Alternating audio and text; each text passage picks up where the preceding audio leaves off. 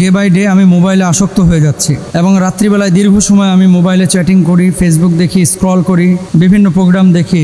এতে করে আমি বুঝতে পারছি যে আমার ক্ষতি হচ্ছে। ফেরার উপায় কি?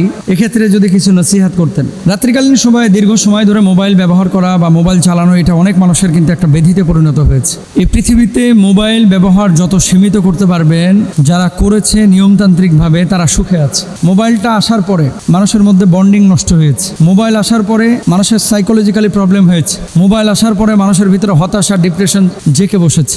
এজন্য মোবাইল ব্যবহারে যারা যত মিতব্যয়ী, তারা তত সফল, তারা তত ভালো আছে। আর মোবাইল ব্যবহারে যারা যত বেশি, কাজের ক্ষেত্রে আপনি ব্যবহার করেন, কাজের কথা বলতেছে, কাজ, তারা ক্ষতিগ্রস্ত হয়েছে। কি কি ক্ষতি জানেন? ঘুমের মারাত্মক ব্যাঘাত ঘটে।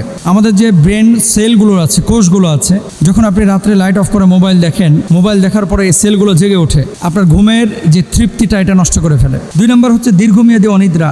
রাত জেগে যদি দীর্ঘমেয়াদী আপনি মোবাইল দেখেন, ধরেন ঘুম আসছিল, আপনি ঢুলছিলেন, তন্দ্রালু ভাব ছিল আপনার, দীর্ঘ সময় মোবাইল দেখেন, দেখবেন ঘুমের ভাবটা কেটে যাচ্ছে, এরপর আর ঘুম ধরছে না। 2 নম্বর। 3 নম্বর, স্মৃতিশক্তি এবং মনোযোগ কমে যাওয়া। এই জন্য আপনারা কখনো অফিসিয়াল কোনো লোককে, যারা মোবাইলে আসক্ত, তাদেরকে নিয়োগ দিবেন না। আমি আবারও বলি আপনাদেরকে, আপনি যদি কোম্পানির মালিক হন, আপনি যদি জ্ঞানীগুণী মানুষ হন, যে আপনার এমপ্লয় প্রয়োজন, কর্মী প্রয়োজন, যারা অতিরিক্ত মোবাইলে আসক্ত, এদেরকে নিয়েন না। কারণ এরা কথা মনে রাখতে পারে না, এদের ভিতরে রেসপন্সিবিলিটি, দায়িত্ববোধ থাকে না। এদের ভিতরে সারাক্ষণ দেখবেন প্রতি মিনিটে মিনিটে ভাই মোবাইল দেখতেছে। এটা মূলত সে সাইকো হয়ে গেছে, সাইকোলজিক্যালি সে সিক হয়ে গেছে, নিজেও জানে না কিন্তু। এবং এ দিয়ে কোম্পানি চলবে না, প্রতিষ্ঠান চলবে না। তো মনোযোগ কমে যায়, স্মৃতিশক্তি লোপ পায়, বিষণ্ণতা এবং উদ্বেগের ঝুঁকি বৃদ্ধি পায়, চোখের সমস্যা হয়, চোখ জ্বালাপোড়া করে, ঝাপসা দেখে, চোখ শুকিয়ে যায়, মাথা ব্যথা করে। এবং ছোট ছোট বাচ্চারা দেখবেন এখন, এই যে মোবাইল বাপ মা তো দিয়ে ভাত খাওয়ায়, বাপ মা মোবাইল হাতে দিয়ে বাপ মার কাজ করতেছে, এরপরে ছেলেগুলো আপনার অটিস্টিক হয়ে যাচ্ছে। অটিজম যে রোগটা রয়েছে, এটার মতো হয়ে যাচ্ছে, অ্যাবনর্মাল হয়ে যাচ্ছে। দেখবেন যে হাতে মোবাইল নাই, তারপরে করতেছে, তার আগে কথা বলতে এখন কথা বলে না, ঢ্যাপ করে তাকিয়ে আছে। গেমে এমন আসক্ত হয়ে গেছে, পাবজি টাবজি খেলে আপনার পুরো লাইফ শেষ। মদ যেরকম নেশা, এটাও কিন্তু এরকম নেশা। এই জন্য এটা নিয়ন্ত্রণ করতে হবে। মাথা ব্যথা বৃদ্ধি পায়, ঘাড় এবং মেরুদণ্ড, এই যে সারাক্ষণ এভাবে তাকায় আছেন, এটা কিন্তু ক্ষয় হয়, এটা ব্যথা করে।